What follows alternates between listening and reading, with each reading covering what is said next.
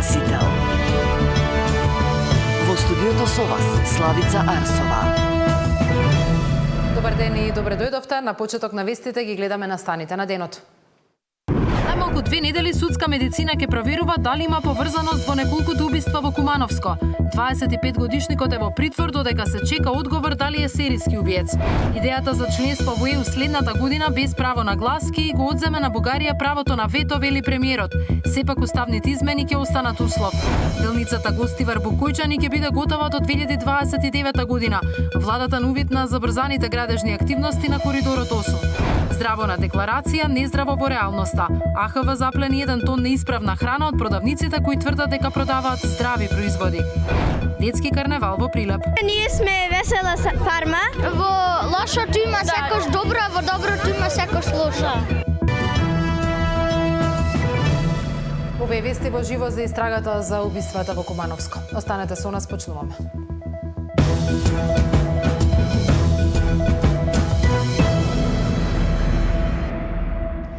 Судска медицина ги продолжува анализите по ексхумацијата на жена почината пред 1 месец за да се утврди дали 25 годишникот од Куманово, кој е веќе во притвор, е поврзан и со овој случај. Истовремено се проверуваат траги и во нападот врз повозрасна жена од Челопек, која тврди дека била мета на истиот осомничен, но преживеала. Истражителите ќе ги споредуваат доказите од повеќе случаи за да утврдат дали станува збор за серијски убиец. Тамара Дичовска известува. Тамара, колку брзо може да се очекува истрагата да дојде до овие одговори? Па нема да може баш брзо да се докаже дали станува збор за серијски убиец, со оглед на тоа што, како што напомена и ти, во судската медицина се уште се прават анализи од починатата жена за врз која се изврши ексхумација, за да се обидат да докажат дали таа била жртва, но и мета на осомничениот убиец, за која обвинителството има сомнение дека можно е да и серијски убиец и поврзан со други убиства во таа кумановска околина. Сепак, доколку се нареди ексхумација и на други жртви, ќе треба подолго време за да се споредат анализите и да се поврзат токму со него. На истражните органи дополнително ќе им треба време и да го истражат и мотивот на убиството, на убиствата, дали овој осомничен убиец засега за само едно убиство имал таргет група, кого напаѓал и како се поврзани убиствата едно со друго. Дополнително ќе треба да се прават и анализи од него, меѓутоа и од местата каде што се случиле убиствата, но сепак експертите сметаат дека во Македонија има подготвени тимови на форензичари, како и подготвен тим на судската медицина и ќе може да во оној законски рок предвиден за истрага, односно 6 месеци, да се докаже дали во Кумановско имало серијски убиец, бидејќи како што велат и во минатото, за жал во Македонија сме имале и докажани серијски убијци. Деталите да ги погледнеме во приложение. Судската медицина продолжува со анализите од ексхумираната жена која почината пред 1 месец, кои треба да се споредат за да се утврди дали уапсениот 25 годишникот Кумановско бил и нејзиниот убиец. Траги од него се бараат и кај старицата од селото Челопек, која синоќа ја сними сител и сведочеше дека и таа била нападната од истиот осомничен, но за среќа преживеала. Доказите кои ќе треба да се обезбедат ќе покажат дали во Кумановско имало серијски убиец. Но колку ќе биде тешко да се направи ексхумација и на други жртви кои се подолго време починати, за да се утврди дали тие биле мета на осомничениот. Поранешниот началник во МВР објаснува дека доколку имало траги на насилство, лесно ќе се открие, а судската медицина и МВР имаат стручни тимови. Треба да се дојди до она што викаме врзување помеѓу жртвата на кривичното дело, помеѓу сторителот и предметите со кои што е извршено кривичното дело. Ако овде имаме чиста физичка сила, нели, удирање со боксови и така натака, во тој случај нели треба да се видат дали има оштетување на коски и така натака, затоа се прави таа ескумација. Иначе тоа што викаме дали телото е во фаза на распаѓање, да, по ескумацијата, но се уште остануваат нели физички повреди, затоа реков физички повреди по черепот, по делот на лицето, по делот на забит. Истражните органи ќе треба да ги споредат убиствата и доказите за да може да се најде мотивот на осомничениот убиец и да се докаже дали и колку биле негови жртви. И во минатото во Македонија имало серијски убици. Затоа Ѓурчевски смета дека за време на истрагата која може да трае до 6 месеци ќе успеат да откријат. За да ја направиме врската, можеби че требаат и уште некои други ескумации, уште некои други понатака. Треба целосно да се проучи полициски неговиот модус операнден систем, по кој систем тој делувал. Значи како ги маркирал жртвите, како ги определувал жртвите. Значи тоа е еден куп криминалистичко-техничка наука која што треба да биде применета и методика која што треба да биде применета во конкретниот случај се со цел да се дојде до сите потребни докази за да може да се врзат кривичните дела. Осомничениот 25-годишник од Куманово се наоѓа во притвор, а наредено е негово психијатриско вештачење од страна на тим форензичари психијатри од Институтот за психијатрија во Скопје. Тамара Дичевска, Сител телевизија.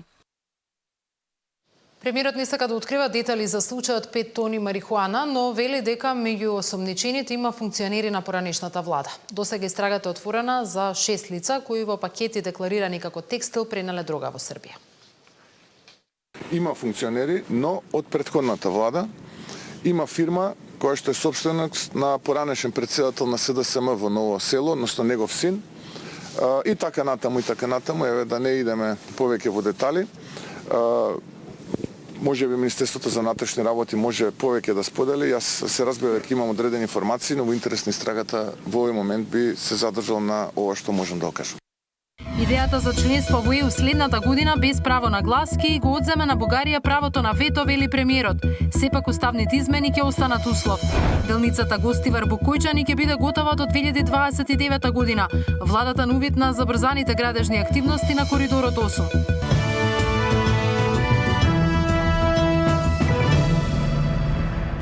Бугарија нема да може да стави вето доколку Македонија го прифати новиот европски план за постепено асоцијативно зачленување, вели премиерот Мицкоски. Според него, со тој модел земјата формално би седнала на масата во Брисел во 2027, но без право на глас и без свој комесар, а ќе остане и условот за уставни измени. Мицкоски оценува дека станува збор за нова фаза во проширувањето во која покрај реформите и усогласувањето со надворешната политика на Европската унија ќе треба внимателно да се процени дали моделот на прва и втора лига членки е прифатлив. Бугарија нема да може да го искористи своето право на вето доколку Македонија, заедно со Украина, Црна Гора и Албанија, го прифати новиот неформален план на ЕУ за проширување, преку така наречено асоцијативно, односно постепено зачленување. Сепак, покрај двата услови што ги бара Брисел, заедничка надворешна политика со Унијата и реформи во делот на владењето на правото, за Македонија ќе остане и дополнителниот трети услов – уставни измени, вели премиерот Мицкоски за најновата идеја на Брисел. Не може Бугарија да стави вето, бидејќи тогаш и формално ние ќе бидеме членка на Европската унија и ќе бидеме на масата. И знамето на државата ќе се вее во Брисел, доколку ова нормално се случи и се операционализира. Два услови ќе бидат важни, а тоа се пред да се случи тоа, предпоставувам за нас ќе важи и третиот услов, оној кој што го прифати претходната влада за измена на уставот. Нема да имаме право на глас, нема да имаме право на комесар, но ќе можеме да учествуваме во работата на Европскиот совет и на институциите во Брисел. Мицкоски вели дека во игра се две опции. Првата е планот да се реализира со Украина плюс трите држави од Западен Балкан, а втората е тој да се прошири и на Молдавија. Тој предходно на панел дискусија на тема евроинтеграции зборуваше дека Македонија е жртва на класичен булен код држави членки на ЕУ кои го оценувале незиното интегрирање и дека за нас не важел мерит системот. Но покрај соседите за премиерот одговорност за процесот има и кај поранешната власт. Затоа за еден народ и една нација нема поголемо зло од корумпирани така наречени лидери на таа нација, мекотели, луѓе кои што се мекото ткиво на нацијата и кои што за жал се изнагледавме во изминатите години и децении на македонската политичка сцена. И тие се тие кои што не доведува во оваа ситуација во која што денеска се наоѓаме. Наместо да преговараме за вредности, за владење на правото, за некои други стандарди, ние денеска преговараме за билатерални прашања кои што не водат никаде. Треба многу добро да размислиме пред и ова што се заговара сега за прва и втора лига земји членки на Европската унија, градуална или постепена интеграција со многу сейфгард, односно со многу заштитни механизми и да донесеме како регион одлука што мислиме и како мислиме. Опозиционерот Филипче пак во ова гледа анти-ЕУ реторика и изолација на државата. Преку 70% од граѓаните сакаат ЕУ, а тој зборува за булинг и прва и втора лига. Тоа не е булинг, тоа е последица од неисполнување на обврските. Правда, слобода на медиуми, борба против корупција. ВМРО секојдневно создава конфликти со соседите, а на критиките од Брисел одговара со напади врз ЕУ. Европа ни даде јасна шанса до 27-ма. Заедно со регионот Црна Гора и Албанија напредуваат. Ние, само ако престанеме со оваа политика на изолација што намерно е турка Мицкоски. Мицкоски ВМРО не сакаат ЕУ, сакаат да крадат на тендери без надзор. Тоа не е европска вредност, тоа е криминална вредност. Единствениот булинг на македонскиот народ му го прават ВМРО, ОКГ и Мицкоски, возврати лидерот на СДСМ на Фејсбук. Предходно албанскиот премиер Рама во неколку наврати изјави дека постепеното интегрирање е добар и прифатлив начин Албанија што побрзо да стане членка на Унијата. Србија пак, која исто е кандидат за членство со отворени преговори, се уште нема прецизна изјава за ова сценарио. Нејзиниот председател Вучик минатата недела коментираше дека поддржува модели на постепено членство, но Србија нема да прифати услови што ги смета за спротивни на националните интереси, особено во делот на односите со Косово и согласувањето со санкциите кон Русија. Катерина Нешкова, Сител телевизија.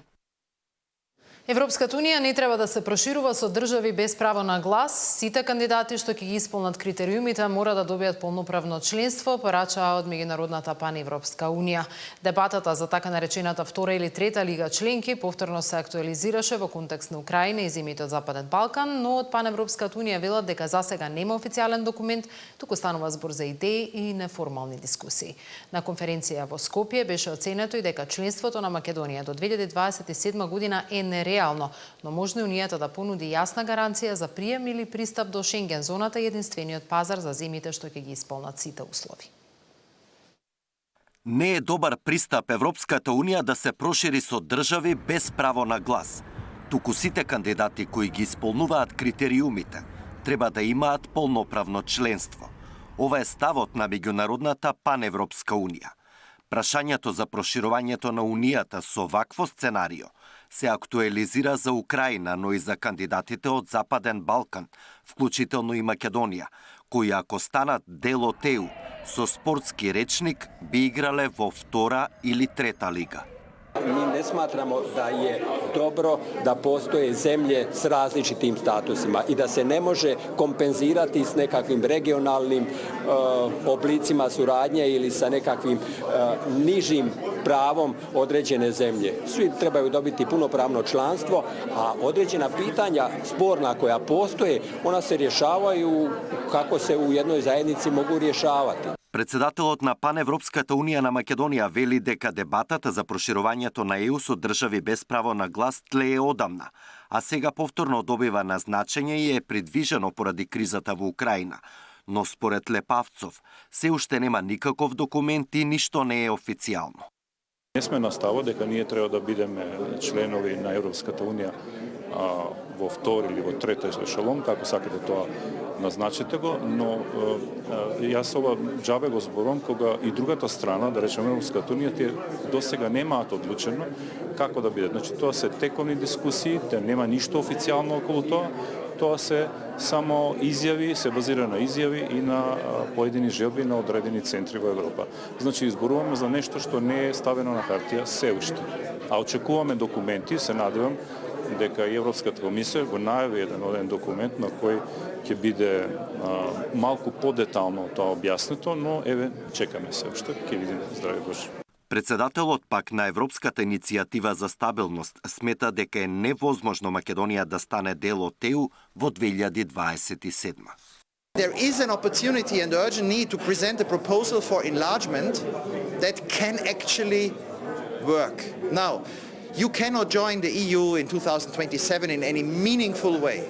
But what could be done this year is that the European Council declares that it will prepare the EU to be ready to accept any candidate that meets the criteria from 2028, at the very least with a guarantee into Schengen and the single market. Токму Европската иднина на Западен Балкан, политичка интеграција, регионална соработка и економска отпорност во време на глобални предизвици беше темата на меѓународната конференција во Скопје, организирана од Паневропската унија на Македонија. Александар Динев, Сител телевизија.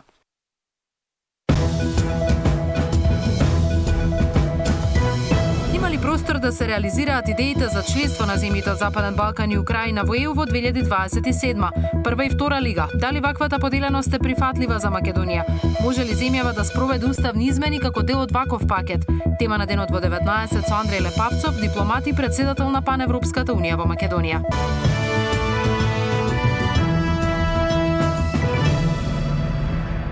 Забрзано се гради автопатот Гостивар Букојчани, дел од коридорот 8 во должина од 31 км со рок за завршување до крајот на 2029. На терен работат околу 500 работници, повеќе од 500 машини, а во моментов се реализира и најсложената делница од 11 км.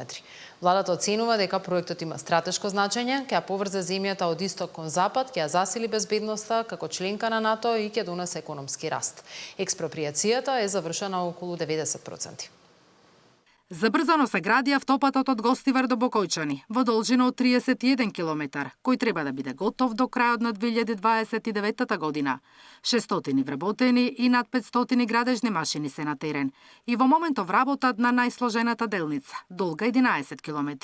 Автопатот, дел од коридор 8, ќе ја поврзе Македонија со истокот и западот и ќе гарантира регионална стабилност. Поврзувањето, а и самата местоположба, географска положба на државата, треба да се искористи како предност, да се биде раскрсница во регионот, е стратешка предност.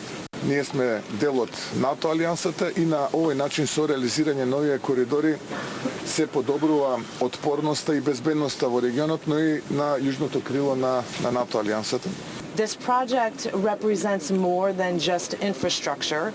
It embodies our shared commitment to the regional economic integration, NATO readiness, and the prosperity of North Macedonia and the Western Balkans. Corridor 8 will transform North Macedonia's economic future by connecting East and West, facilitating trade, and creating opportunities for your citizens. Изградбата на овој автопат ќе донесе значаен економски раст и поголем број туристи во земјава. Експроприацијата е речиси завршена. Владата помага со логистика и финансии. Останува Бехтел и НК на време да го завршат својот дел, вели вице-премиерот Николовски. Околу 90% од експроприацијата е завршена, другото ќе биде завршено во следните месеци. Исто така целата логистика државата ја дава. Огромни средства се потребни да се реализира овој проект. До сега се исплатени некаде околу 470 милиони евра, што за буџет како македонскиот е навистина сериозна сума. Оваа делница е најскапа затоа што поминува низ населени места, а предизвик се и дислокацијата на кабли и водоводни системи, вели првиот човек на патишта. Но кога ќе се заврши, значително ќе се скрати времето на патување од Скопје до Охрид. Сега се патува до 3 до 3,5 часа. Сметаме дека околу 1,5 час би се патувало од Скопје до Охрид. При тоа ќе се патува побезбедно, ќе се патува и поудобно. Коридор 8 е еден од најголемите инфраструктурни проекти, чија целосна должина изнесува 110 км. Поделен е на 4 делници: Тетово Гостивар, Гостивар Букојчани, Прилеп Битола и Струга Ќафасан. Го реализира американско-турскиот конзорциум Бехтел и НК, чија првична проценка беше дека ќе изнесува 1,3 милијарди евра и рок на изведба од 4 години и 7 месеци. Наташа Мерсовска, Сител телевизија. Ознаката здрава храна не секогаш значи и безбедна храна. Засилените контроли на Агенцијата за храна и ветеринарство покажаа неправилности во дел од продавниците за здрави производи. Уништен е 1 тон небезбедни производи по контролите во речиси 400 објекти. Етикетата здрава храна се почесто се доживува како гаранција за квалитет, но последните засилени инспекцијски контроли на АХВ покажуваат дека зад полиците со јаткасти плодови, суво овошје и разни природни производи не секогаш стојат и безбедни услови за потрошувачите. Агенцијата изминатава недела уништи 1 тон небезбедна храна од 14 продавници за здрава храна од речиси 400 направени контроли. Наместо очекуваниот стандард, инспекторите во дел од нив затекнале производи со изминат рок долг, меѓу кои намирници што граѓаните најчесто ги купуваат поради здрава алтернатива, како бадеми, ореви, лешници, суви смокви, урми. Кај дел од операторите биле пронајдени производи без јасно потекло, додека други работеле без да бидат воопшто регистрирани како оператори со храна. Во одредени случаи храната била несоодветно декларирана, што значи дека потрошувачите немале точни информации за составот, рокот или начинот на чување на производот што го купуваат. Со контролите утврдено дека 14 оператори воопшто не биле регистрирани како оператори со храна во агенцијата. За утврдените недоследности со контролите издадени се 65 решенија, 19 опомени и 44 парични казни во вкупна вредност од 20.550 евра од денарска противвредност. Кај 9 оператори со контролите утврдени биле незадоволителни хигиенски и технички услови во објектите. Кај 7 оператори била пронајдена храна со поминат рок на употреба, кај 20 оператори најдена е храна и со непознато потекло. Несоодветно означена била храната кај 18 оператори, а кај 23 оператори вработените немале спроведено задолжителен здравствен преглед. Од агенцијата апелираат граѓаните да внимаваат при изборот на вакви производи, бидејќи ознаката здрава не секогаш значи и дека храната е безбедна за употреба. Проверка на декларацијата, рокот на траење и условите во кои се чува производот се клучни чекори за заштита. Тамара Дичевска, Сител телевизија. Да се повлече новиот предлог закон за извршување и да се прифатат забелешките на КСОМ, бара Конфедерацијата на синдикални организации. Тврдат дека наместо директна достава на решенијата до граѓаните, долговите непотребно минуваат низ адвокати, нотари и извршители и од неколку стотици денари растат на илјадници. Доказ дека може да биде поевтино и поефикасно според нив е користењето на системот SafeCity. Ако нивните предлози не се вградат во законот, најавуваат протести. Да се повлече новиот предлог закон за извршување и да се вклучат забелешките од Конфедерацијата на синдикални организации. Барат доверителот директно на должникот, односно на граѓаните да им ги доставува решенијата за неплатен долг, а не како сега преку нотари, адвокати, извршители, сумата неколкукратно да им се зголеми. Образложението дека адвокатите не можат да ги најдат граѓаните на адреса, па затоа после ги даваат на извршител, според КСОМ не држи вода, бидејќи системот на SafeCity го покажува спротивното. Граѓанинот должи сметка од 500 денари. Доверител си изнемил адвокатот само за тоа што ќе напише на преписка да го извести граѓанинот, наплаќа до висина плюс 6000. Адвокатот праќа кога ги допис до граѓанинот да го извести, да не го извести, оди на нотар. Нотарот си наплаќа плюс 4000 денари. Нотарот си прави процедура, го известува граѓанинот, не го известува.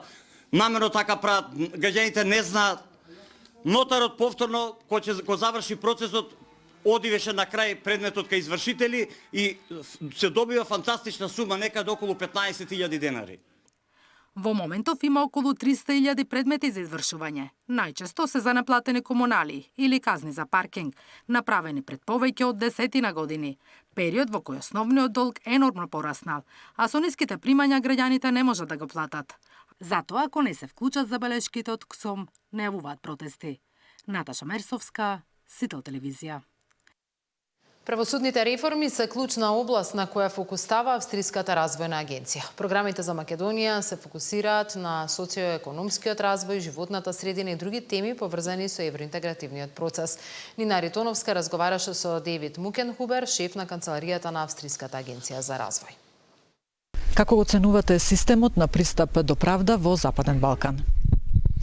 I would say that there has been a lot of progress achieved in all of the Western Balkans in terms of justice reforms and especially also free legal aid. However, we do see that the access to justice, especially for vulnerable groups, women and less financially strong groups, remains quite challenging. So I think our support here to the free legal aid system is quite crucial to further improve access to justice for everybody in Albania and North Macedonia.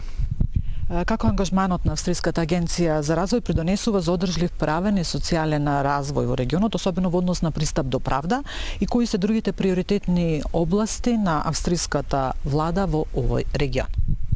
Justice reform is one of the key activities of the Austrian Development Agency and International Partnerships Austria and the Western Balkans, and we have a very integrative approach to this, but we also focus on other important areas such as socio-economic development, education, but of course also climate and environment, because we do see all of these fields as integrated and being part of one joint approach to support the region further. Колку се клучни судските реформи за напредување на процесот на интеграцијата во нашата земја и Албанија и кои конкретни чекори треба да ги приоритизираат овие земји за да ги исполнат стандардите на ЕУ во однос на владењето на правото и независноста во судството? In view of the EU integration process for all of the countries, the advancement of the justice reforms and further alignment with European standards is a key priority and remains very crucial. And I'm very happy that Austria is a steadfast and staunch supporter of this process. Thank you very much.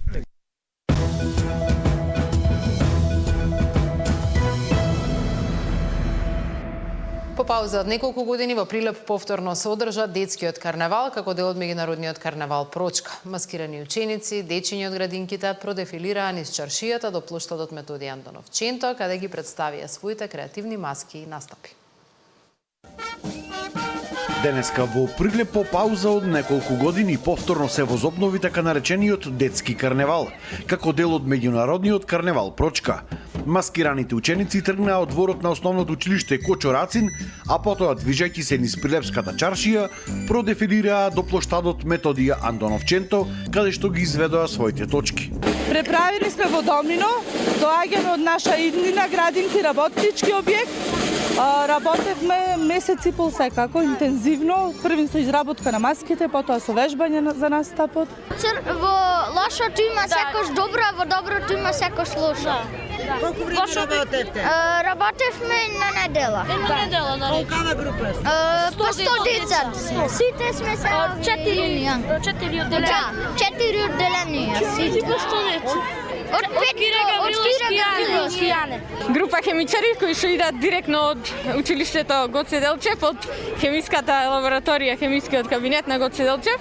И имаме денес спремено за нашата публика ерупции на вулкани, имаме ќе повикуваме духови од ламби, ќе палиме оган на нашите раце. Сите основни училишта истакнаа дека се подготвувале подолг период за да ги представат овие маски пред публиката. Јас сум Анастасија Здравенска, ние сме Весела фарма и ние имаме млекарки, овци и кокошки. Ние сме шаховски фигури и ние кажуваме дека ние го прикажуваме училиштето Рамполевката.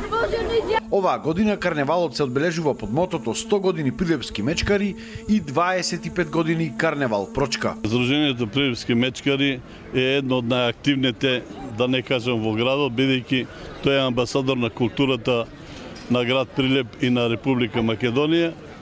Има настапено во повеќе европски земји, кај што бил забележен и допринесол да Прилеп се впише во картата на туризмот, бидејќи за Прилеп од кога постои мечкари, тоест Прилепскиот карнавал, Европа разбра кој сме, кај сме и зошто сме. Главното дефиле ќе се случи утре со почеток во 13 часот, кога освен маски од Прилеп и Македонија, ќе настапат и гости од Србија, Бугарија, Албанија и Црна Гора. За Сител Дарко Штарговски.